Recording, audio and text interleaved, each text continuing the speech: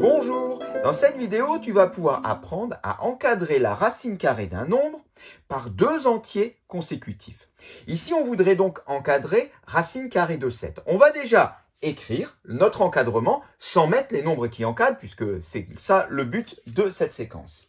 Voilà, c'est ça la question. En fait, je voudrais encadrer racine de 7 par deux nombres, donc un nombre plus petit et un nombre plus grand, qui sont entiers, 1, 2, 3, 4, 5, etc., et qui sont consécutifs, c'est-à-dire qui se suivent. Alors, comment faire? Bien, pour cela, il va falloir s'appuyer sur ce qui s'appelle les carrés parfaits. Car ces carrés parfaits nous renvoient, quand je prends leur racine, un nombre entier. Un carré parfait, par exemple, racine carrée de 81. Ça fait 9. Pourquoi ça fait 9? Parce que 9 au carré est égal à 81. Un autre, très simple, racine carrée de 100. Celui-ci, il fait 10. Tout simplement parce que 10 au carré est égal à 100. Alors, moi, ce que je voudrais maintenant, c'est trouver ici un nombre qui est juste plus petit et juste plus grand que racine carrée de 7. Donc, ce qu'il faudrait faire, en fait, c'est trouver deux carrés parfaits, l'un qui est juste plus petit que 7 et l'autre juste plus grand que 7. Alors, il faut les avoir en tête, ces carrés parfaits. C'est quand même sacrément pratique. On les retrouve dans les tables de multiplication. Par exemple, 5 fois 5, 25, nous renvoie un carré parfait. Ou 6 fois 6, ou 7 fois 7. À chaque fois, c'est un nombre élevé au carré. Alors, les carrés parfaits, eh bien, ce sont d'abord 1, bien sûr. Ensuite vient 4, puis vient 9, puis 16, puis 25, 36, 49, bon, je m'arrête là, etc. Alors, ce qu'il suffit de faire ici, c'est de prendre là un nombre qui est juste plus petit que 7 et juste plus grand que 7. Et forcément, ensuite, quand je vais passer à la racine carrée, eh bien, je trouverai deux entiers qui se suivent. On va le voir. Alors, un nombre juste plus petit que 7, eh bien, il suffit juste de placer le curseur au bon endroit. 7 est ici. Entre 4 et 9, eh bien un nombre juste plus petit que 7, ça sera 4. Donc je peux mettre ici racine de 4.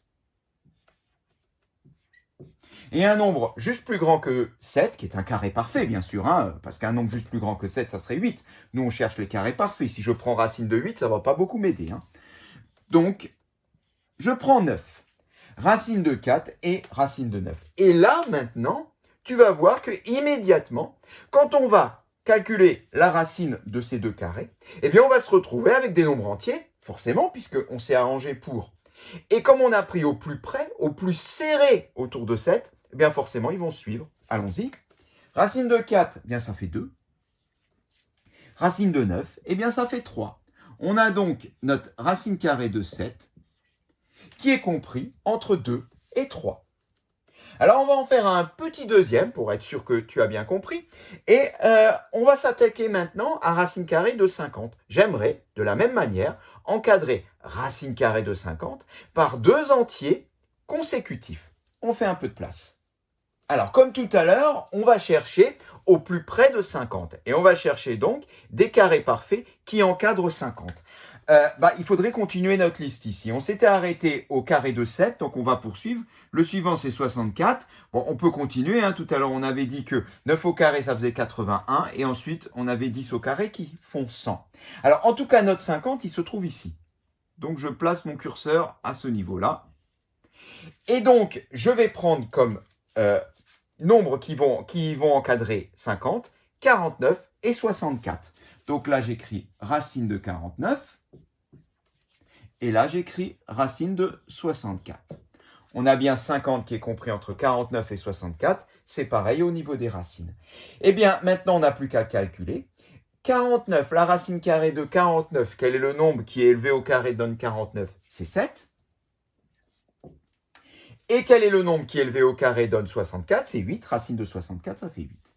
Ce qui veut dire que mon racine de 50, il est compris entre 7 et 8. Ce sont bien deux entiers et ils sont bien consécutifs. Cette séquence est terminée.